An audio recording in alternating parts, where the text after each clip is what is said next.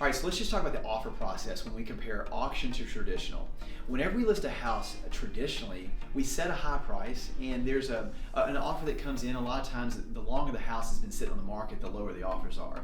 And so there starts to be this low offers, there's this back and forth, and there's price reductions, and there's seller concessions. And at the end of the day, the seller's like, man, we had to close on the time frame that the buyer wanted to close on. We had to move out when they wanted to move out. We had these contingencies offers in place that we were nail biting for the last 3 or 4 weeks, hoping that they would stick to the contract and hope they would close.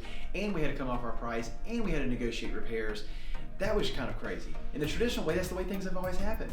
When we think about offers in the auction method, there is, in a sense, a lot of transparency around the process, and you're able to get the highest and best price for a house because the buyers got to vote to the value of the home.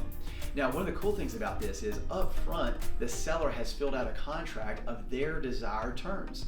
So the buyers that are competing for the property know exactly what the terms of the agreement that the seller would like to see. The seller does not want to have any contingencies. The seller wants to have non-refundable earnest money. The seller wants to have a closing date, say April the 30th.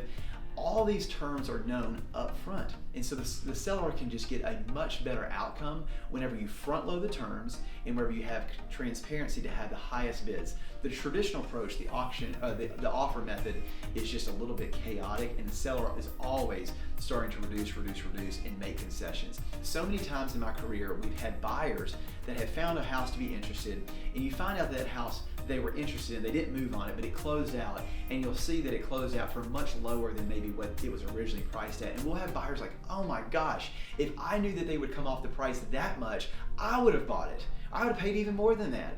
So do yourself a favor and make sure that you are in a transparent, competitive arena.